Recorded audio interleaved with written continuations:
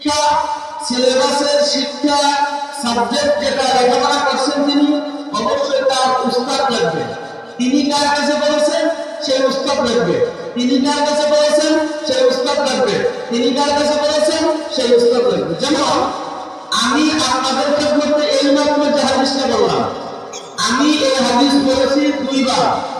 একবার বলেছি ঢাকা মানবতার আমার সাহেব আল্লামা কাজী মুহতাসিম বিল্লাহ কুদ্দুসাস সিরুল আজিজ, যিনি ময়মনসিংহের হাফিজুল উলুমের উস্তাদ। আখাওয়ার রহমাতুল্লাহ আলাইহি আমাদের জামিয়া আহমদিয়ার অভূতপূর্ব মুহাদ্দিস ছিলেন। আনোয়ার শাহ সাহেব জামিয়া আহমদিয়ার কার উস্তাদ, যাত্রাবাড়ির হযরত শেখ মাহমুদুল হাসান সাহেবের উস্তাদ। আল্লামা দাওয়াত সাহেব ও সাহেব সাহেব ওনার কাছে বিরোধী এসে বলছে। আমি যখন হুজুরের কাছে বুখারী পড়ি তখন হুজুরের বয়স 80। দারুল দরজে এই হাদিস পড়েছি আমি আমার সাহেব হযরতুল আল্লাহ নাসির আহমদ খান, আলহামদুলিল্লাহ আল্লামা নাসির আহমদ খান, এই দুজনে পড়েছেন এই হাদিস। শাইখুল আরাব ওয়াল আজম শাইখুল ইসলাম সাইয়্যিদুনা হুসাইন আহমদ আল মাদানী ইবতিসাসিল হাদিস। শাইখুল ইসলাম মাদানী রাহমাতুল্লাহ আলাইহি পড়েছেন শাইখুল হিন্দ আল্লামা মাহমুদুল হাসান দেওবন্দি ইবতিসাসিল হাদিস। তিনি বলেছেন হুজ্জাতুল ইসলাম আসিমুল উলুম ওয়াল খায়রাত আন-নানতুবি। তিনি বলেছেন শাহ মোহাম্মদ ইসহাক মুহাদ্দিস দেওবন্দি। তিনি বলেছেন শাহ আব্দুল গনি মুহাদ্দিস দেওবন্দি। তিনি বলেছেন শাহ ওয়ালিউল্লাহ মুহাদ্দিস দেওবন্দি। তিনি বলেছেন শাহ আব্দুল আজিজ মুহাদ্দিস দেওবন্দি। এভাবে ইমাম বুখারী পর্যন্ত। আর ইমাম বুখারী থেকে বাকি সবটা সাহাবী পর্যন্ত বুখারী শরীফ আছে।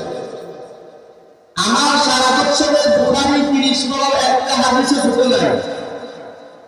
অনেক সময় ছাত্ররা ছুটি নিয়ে বাড়িতে আসে, ওই টাইমে তো আর পড়াবার থাকে না, ওই টাইমে তো হাদিসগুলো পড়াবার থাকে। ওই ছাত্রদের ওই হাদিসগুলোর সনদ ওই শায়েখের থেকে বিচ্ছিন্ন হয়ে গেল। কিন্তু দারুল দেওবন্দে এবং ঢাকা মানিবাগে বুখারী 30 নম্বর একটি হাদিসের সনদ আমার ছুটে যায়।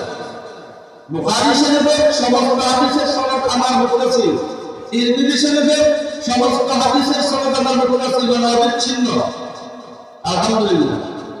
এই জন্য আজকে যদি আমাদের বাংলাদেশ ইসলামী হুকুমত থাকতো সব আলেম বয়ান করতে পারতেন না, সব শিক্ষক শিক্ষকতা করতে পারতেন না, সব মুফতি ফতোয়া দিতে পারতেন না। এটার একটা লিমিট করে দেওয়া হতো যে এরা ময়দানে আম জনসাধারণের মধ্যে দ্বীনের বয়ান করবে, এরা শিক্ষকতার কাজ দিবে। এটা রাষ্ট্রীয়ভাবে নির্দিষ্ট করে দেওয়া হতো যোগ্যতার ভিত্তিতে, সবাইকে ঠেকানো হতো। কিন্তু যে যে স্তরের যোগ্য তাকে ওই স্তরে সেট করা হতো, ঠিক না? আজকে ইসলামী হুকুমত যদি থাকতো শুধু ওখানে কেন যে বাংলাদেশের হাইওয়ে রোডের মধ্যে রাস্তাগুলোতে যে গাড়িগুলো চলেছে, গাড়ি, এই গাড়িগুলো নিয়ন্ত্রিত পদ্ধতিতে চলা লাগতো। ড্রাইভাররা এরা আপনার প্রশিক্ষিত ড্রাইভার হওয়া লাগতো, প্রশিক্ষণ দিয়ে করে ড্রাইভারি করতে হতো। এবং আইন থাকতো কোনো ড্রাইভার যদি কোনো ব্যক্তিকে অ্যাক্সিডেন্টে মেরে ফেলে তাহলে তার দিয়ে গেছে ইসলামের আইনে 100 ব্যক্তি পরিমাণ দাম মনে করেন, এই পরিমাণ একজন ড্রাইভারকে দিতে হতো, তাহলে অ্যাক্সিডেন্ট হবে এত বেশি। এভাবে দেশের যত বিভাগ আছে, শিক্ষা বিভাগ, এরপরে আপনার কৃষি খাত, চিকিৎসা বিভাগ, যত বিভাগ আছে সকল বিভাগ হযরত উলামায়ে কেরাম সুন্নাহ এবং কোরআনের আলোকে সাজাইতেন দেশের মধ্যে। আজকে তো সনদ লাগে না, যোগ্যতা লাগে না, আপনি যাকে যোগ্য মনে করবেন তাকে দাওয়াত করে এসে কথা বলাইবেন, হেলিকপ্টার দিয়ে আনবেন। হেলিকপ্টার দিয়ে দাওয়াত করে আনা, এটা শরীয়ী বিধান কি এটা কি জানেন না? আমি যদি এমন ওই পজিশনে যে আমি আমার নিজের প্রয়োজনে হেলিকপ্টার চালাতে পারি না, তাহলে আমার জন্য হেলিকপ্টার দিয়ে দেওয়া, যদি আমি এমন মাজুর হই, এমনটাই মাজুর যে আমার ব্যক্তিগত কোনো প্রয়োজনে হেলিকপ্টার চালানো যেতে পারি না, ওই ব্যক্তিকে জনগণ যদি চায় এবং যোগ্য হয়েছে আমল হয়, এলম হয়, তাহলে তাকে হেলিকপ্টার দেওয়া হবে। কথা বুঝছেন? মেরে ভাই, আমার কথা খুব সংক্ষেপ হবে, কিন্তু আমার আগে খবর আছে লম্বা বয়ান করতে হবে। আমি তো লম্বা বয়ান করতে পারি না। 1 ঘন্টা বয়ান করলে আমার সব বিদ্যা বুদ্ধি সাথে জানাই যায়। এরপরে বয়ান করলে আমি মনে করি আমি বলি হতে এরপরে কথা বলে মিথ্যা কথা বলে। নাই 2 ঘন্টা 3 ঘন্টা বয়ান করার অধিকার নাই, ক্যাপাসিটিও নাই, শরীর স্বাস্থ্যের দেয় না। কারণ আমি কোনো বক্তা না, আমি একজন শিক্ষক মানুষ, পড়াই। কিন্তু মাঝে মধ্যে যারা আমাকে মহব্বত করেন তাদের কাছে সারা দিই। আর এটা তো আমার মহব্বত না, এটা আমার হৃৎপিণ্ড। এলাকা আমার হৃৎপিণ্ড না। সুতরাং আপনাদের ক্ষেত্রে ছাড়া দেওয়াটা আমার জন্য তো আমি আমার হিসেবে আবিধানিক ক্ষেত্রে ওয়াজেব মনে করি, শরীরের ক্রিয়া। আবিধানিক ক্ষেত্রে এটা আমার জন্য ওয়াজেব। বলতেছিলাম নবী আলাইহিস সালাম মুহাদ্দিসিনে কেরামের জন্য দোয়া করছেন। কাদের জন্য? মুহাদ্দিস। মুহাদ্দিস কাকে বলে? আল্লাযী আহাতা ইলমুহু বিমিয়াতি আলফি হাদিসিন সালাতান ওয়া বাতনান। যার স্মৃতিতে, যার মুখস্থে 1 লক্ষ হাদিস সনদ মতন সহ মুখস্থ আছে, তাকে বলা হয় মুহাদ্দিস। ওয়া বিহাদা মানা লাস্তু মুহাদ্দিসান। এই অর্থে আমি মুহাদ্দিস না, এই অর্থে আমি শাইখুল হাদিস না। বলতে পারলাম একটা উস্তাদুল হাদিস, হাদিসের উস্তাদ। উস্তাদ হওয়ার যোগ্যতা নয়। উস্তাদ বহুবচন আসাতেজা, এটা সমার্থক বলে ইংরেজি শব্দ টিচার, টিচার্স। টিচারের বহুবচন টিচার্স। যেমন উস্তাদ আরবিতে একবচন, বহুবচন আসাতেজা। আল্লাহু আকবার। ছোট মোটো বড় কথা বললে অনেক সময় হিম্মত পাইছি ওই জায়গা থেকে, আমার কোনো হিম্মত নাই। দেখেন, আমরা তো নিজেদেরকে শিক্ষক পরিচয় দিই। যদি আমি জানতাম যে মুআল্লিম এটা তালিম থেকে মুআল্লিম, আর তালিম থেকে মুতাআল্লিম, পার্থক্য বুঝেন। তাআল্লুম মানে শিক্ষা গ্রহণ করা, আর তালিম মানে শিক্ষা দেয়া। তাহলে মুআল্লিম মানে শিক্ষক, আর মুতাআল্লিম মানে শিক্ষার্থী। আমি যদি জানতাম আর বুঝতাম যে শিক্ষক কাকে বলে, মুআল্লিম কাকে বলা হয়, তার হাকিকত কি, তাৎপর্য কি, তাহলে আমি ভয় পাইতাম আমি আমার নিজেকে শিক্ষক হিসাবে পরিচয় দিতে। একজন শিক্ষক তার ছাত্রের ওই সাবজেক্ট যেটা পড়াবেন ওই ক্ষেত্রে তার টোটাল শারীরিক খেয়াল রাখবেন। একটা ক্লাসে 1 মানের মেধাবী ছেলে থাকে না, 3 মানের মেধাবী ছেলে থাকে সাধারণত। 3 মানের, এটা আমরা বলি ক্লাসে একেবারে জাকি, খুব ব্রিলিয়ান্ট। আর এটা হলো মুতাওয়াসসিত, মধ্যম মানের মেধাবী। আর এটা হলো গবি, মানে একটু দুর্বল মেধাবী। তাকে এমনভাবে ক্লাস নেবেন, শিক্ষা দেবেন যাতে একজন গাধা ছাত্র আপনার সম্পর্কে কিছু বলবে। নবী করিম সাল্লাল্লাহু আলাইহি ওয়াসাল্লাম বলেন, আমি আমার উম্মতের জন্য টিচার হিসেবে তৈরি করেছি। আল্লাহু আকবার। বুঝতে মুআল্লিমা, শিক্ষকতার পেশার চাইতে, নেশার চাইতে সর্বশ্রেষ্ঠ উৎকৃষ্ট কোনো কাজ হতে পারে। শিক্ষকতার কাজ এটা সর্বোচ্চ কাজ। শিক্ষকরা রাষ্ট্রনায়ক হতে পারে না বটে, কিন্তু রাষ্ট্রনায়ক পয়দা করে তারা। কি বলেন? শিক্ষক মন্ত্রী না হতে পারে, কিন্তু যে মন্ত্রী হয়েছে সে শিক্ষকের কাছে লেখাপড়া করে সে পর্যন্ত করছে। এখন তারা মন্ত্রী করে লেখাপড়া তারা আছে। এখন বহু শিক্ষিতরা মন্ত্রী এমপি হয়ে যায় না, নিজের নাম দেশকে ভোট দিতে পারে না। এখন তো বড়, যে যত বড় মূর্খ সে তত বড় নেতা, যে যত বড় দুর্নীতিবাদ আর সন্ত্রাস সে তত বড় leader, big leader, heavyweight leader, heavyweight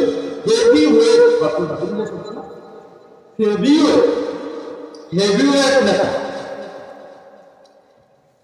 heavyweight রাজনীতিবিদ ছিলেন মুহাম্মদ রাসূলুল্লাহ, হেভিওয়েট রাজনীতিবিদ ছিলেন আবু বকর সিদ্দিক, হেভিওয়েট রাজনীতিবিদ ছিলেন ওমর ইবনে খাত্তাব, হেভিওয়েট রাজনীতিবিদ ছিলেন উসমান ইবনে আফফান, হেভিওয়েট রাজনীতিবিদ ছিলেন হযরত আলী রাদিয়াল্লাহু তাআলা, হযরত উমর ইবনে আব্দুল আজিজ, হযরত হাসান হযরত মুআবিয়া এনারা ছিলেন হেভি ওয়েট রাজনীতিবিদ। বাদশা হারুনুর রশিদ, খলিফা হারুনুর রশিদ কত বছর বয়সে বাদশা ছিলেন? মাত্র 21 না কত বছর? এই যে তো অল্প বয়সে ওনার শাসনামলে ইসলামী শাসন ব্যবস্থা পরিপূর্ণতা লাভ করছে।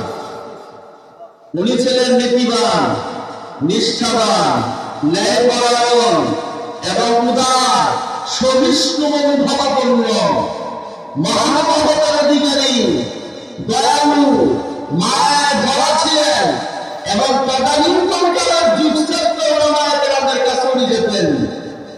এখনকার বাচ্চারা তো আলেমদের কাছে যায় না, বরং আলেমদের তাদের কাছে যেতে হয় আপনাদের করার জন্য। 6 দফা, 9 দফা, 10 দফা, 11 দফা দাবি পেশ করার জন্য তাদের কাছে যেতে হয়। কিছু বাদশা হারুন রশিদ আলেমদেরকে তার কাছে না, উনি নিজে গেছেন। সুবহানাল্লাহ বলেন। وفي أيامه كملت الخلافة بكرمه وعدله وزيارته العلماء أصحابه উনার শাসনামলে খেলাফতে উমাইয়া খেলাফতে বনু উমাইয়া পরিপূর্ণতা লাভ করছে। কিসের কারণে? তিনি মানবতা ছিলেন, দেশপ্রেমিক ছিলেন, জনগণের প্রতি তার অগাধ ভালোবাসা ছিল, ইনসাফ ছিল, আদালত ছিল, কোরআন সুন্নাতের জ্ঞান ছিল। বাদশা হারুন রশিদ নামাজ পড়ানোর যোগ্যতা রাখতেন, তাফসীর করার যোগ্যতা রাখতেন, হাদিস প্রচার প্রসার করার যোগ্যতা রাখতেন, মাসায়েল বয়ান করার যোগ্যতা রাখতেন। আর এখনকার সরকারের রাজনীতি বিতর্ক এলেন না কেন? মুসলমানরা লাগে না। আলেমরা রাজনীতি করবে কেন? আলেমরা রাজনীতি করতে না, কারা করবে? জাহেলরা। দেশটাকে আইয়ামের জাহেলিয়াতের থেকে বড় খারাপ বানিয়ে দিয়েছে এই জাহেলরা নেতৃত্বের কারণে। আল্লাহ তাআলা আদম আলাইহিস সালামকে দুনিয়াতে পাঠাইছেন রাজনীতি করার জন্য। এটা বুঝো, এটা বুঝো না।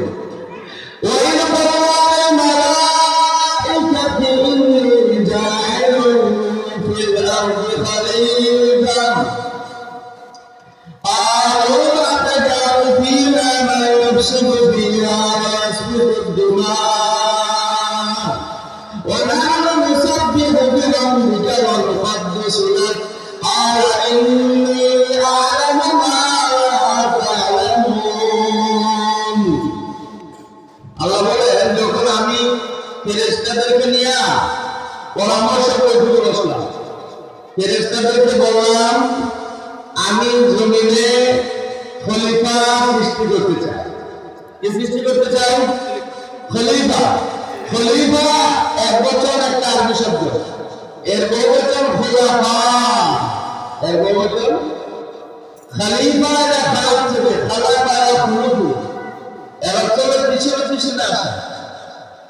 এক প্রজন্ম আল্লাহ পয়দা করবেন, তারা ধ্বংস হবে, আল্লাহ এক প্রজন্ম পাঠাবেন। এভাবে কিয়ামত পর্যন্ত আল্লাহ তাআলা প্রতিনিধি পাঠাবেন দুনিয়াতে।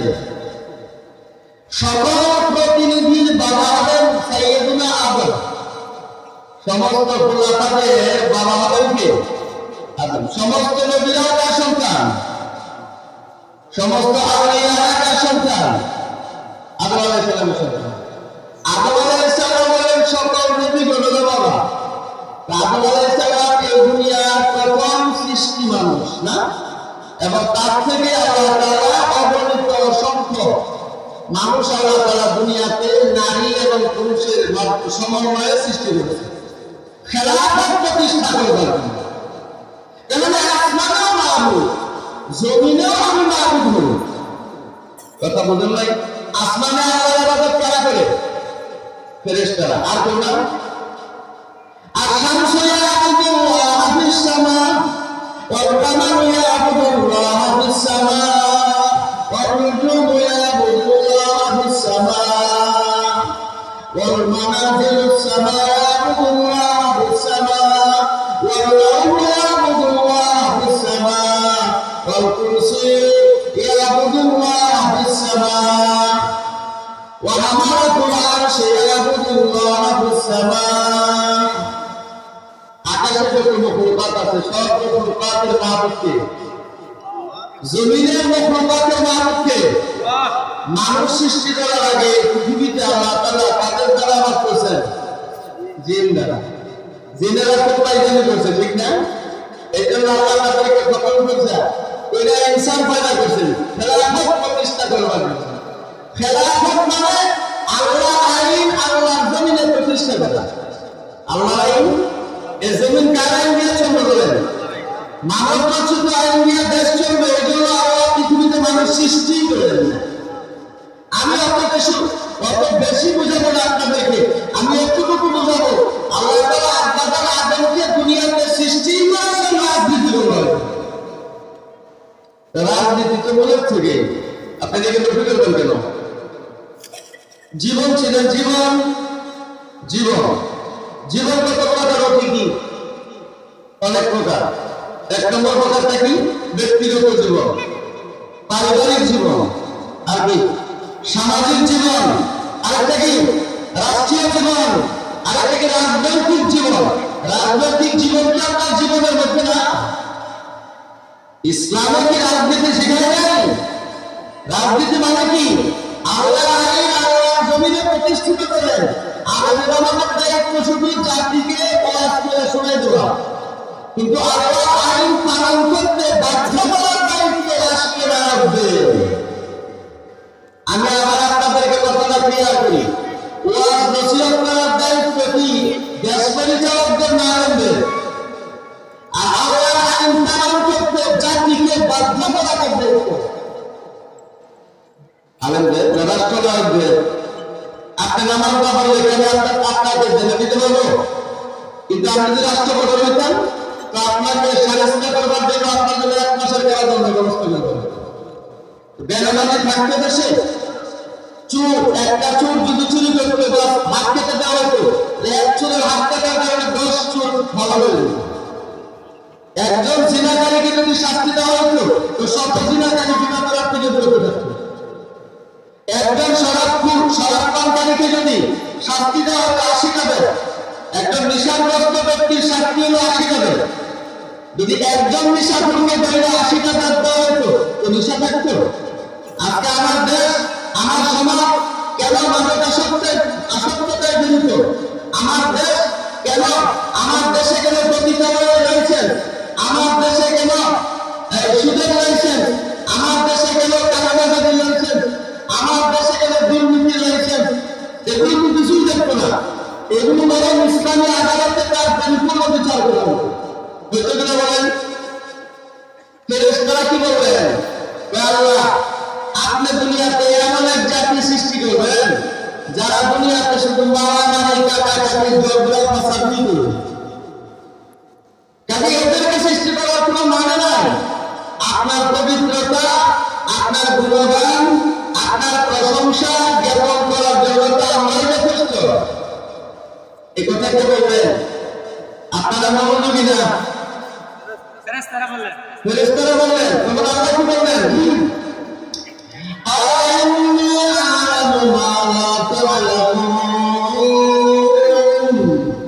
নিশ্চয় আমি যা জানি তোমরা তা জানো না। আমার সৃষ্টি মানুষের মধ্য থেকে নবী হবে, এদের মধ্যে নবী হবে, মানুষ হবে, হুকুম হবে, আব্দাল হবে, মুহাদ্দিস হবে, মুফাসসির হবে, মুজাহিদ হবে, মুনাজির হবে, মুফতি হবে, রূহের ডাক্তার হবে। এরা সবাই কি মারামারি কাটাকাটি করবে নাকি? কি বলবো? সুতরাং তাদের সৃষ্টিতে আমার নিকটে অনেক পাওয়ার নিহিত আছে, যে কারণে রমাদান মাসের শেষ দশকের লাইলাতুল কদর রাত্রিতে আল্লাহ তাআলা জিবরিল আমিনের নেতৃত্বে অগণিত ফেরেশতা পাঠান।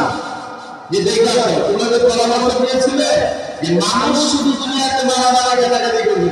এখন দেখো বাংলাদেশের প্রত্যেকটা মসজিদে এশার নামাজের পর থেকে তারা নামাজে দাঁড়ায় আমার কালাম পাঠ করতেছে, কেউ তেলাওয়াত করার সময় তকবীর করতেছে, চোখের পানি ঝরতেছে, কেউ দুরাকাত নামাজ পড়ার পর আমার কাছে ক্ষমা চাইতেছে, কেউ কোরআনের তেলাওয়াত করতেছে। এগুলো দেখা এটা হলো ফেরেশতাদের জন্য পানিশমেন্ট। এটা হলো ফেরেশতাদের জন্য পানিশমেন্ট। যে তোমরা কি বলেছিলে যে দুনিয়াতে ইনসান সৃষ্টির কোনো প্রয়োজন নেই, এরা শুধু অপকর্ম করবে, অন্যায় করবে, জুলুম করবে, দুর্নীতি করবে, এরা ডাকাতি করবে, মারামারি করবে, হত্যা করবে, তোরা বলেছিল। এখন দেখে আসো আমার হাজারো নেককার বান্দারা আমার গোলামে বিলিপ্ত করে। কার গোলামে বিলিপ্ত? বুঝে আসছে কথাটা? সুতরাং ইসলাম কমপ্লিট জীবন বিধানের নাম। আহ্বান ময়দানে 10 হিজরিতে আল্লাহ তাআলা 79 আয়াত অবতীর্ণ করেছেন। এই আয়াত আপনারা জানেন কোরআনে কারীমের সব আয়াতই তো আল্লাহর কালাম, কিন্তু কিছু আয়াত আছে এগুলো ঐতিহাসিক আয়াত। আমি এখন আপনাদের সামনে যে আয়াতটা তেলাওয়াত করব এটা একটা ঐতিহাসিক আয়াত। আল-ইয়াওমা আকমালতু লাকুম দীনাকুম আল-ইয়াওমা আকমালতু লাকুম দীনাকুম ওয়া আতমামতু আলাইকুম নি'মাতি ওয়া রাদিতু লাকুমুল ইসলামা দীনাম। আল্লাহ বলেন আজকের দিনে আমি আপনার উপর আপনার দ্বীনকে পরিপূর্ণ করে দিলাম, আপনার উপর আমি আমার নিয়ামতকে সম্পূর্ণ করলাম এবং আপনার জন্য দ্বীন ইসলামকে একমাত্র মনোনীত দ্বীন হিসেবে আমি সাব্যস্ত করলাম। সুতরাং ইসলাম ধর্মের মধ্যে কোনো কিছু কমানোর সুযোগ আছে, বাড়ানোর সুযোগ আছে, কোনো ভক্তির ক্ষমতা আছে? দ্বীন ধর্মের মধ্যে কোনো বিষয় নিজের থেকে বলবে? হ্যাঁ, কোরআন এবং সুন্নাহ যতটুকু আছে ততটুকু বলবে, এর থেকে বাড়া যাবে না। কোরআন সুন্নাহ থেকে গবেষণা করে যে শাস্ত্রীয় অনুদান করা হয়েছে, এই শাস্ত্রের শাস্ত্রীয় নাম হলো এলমের দাতা। বলেন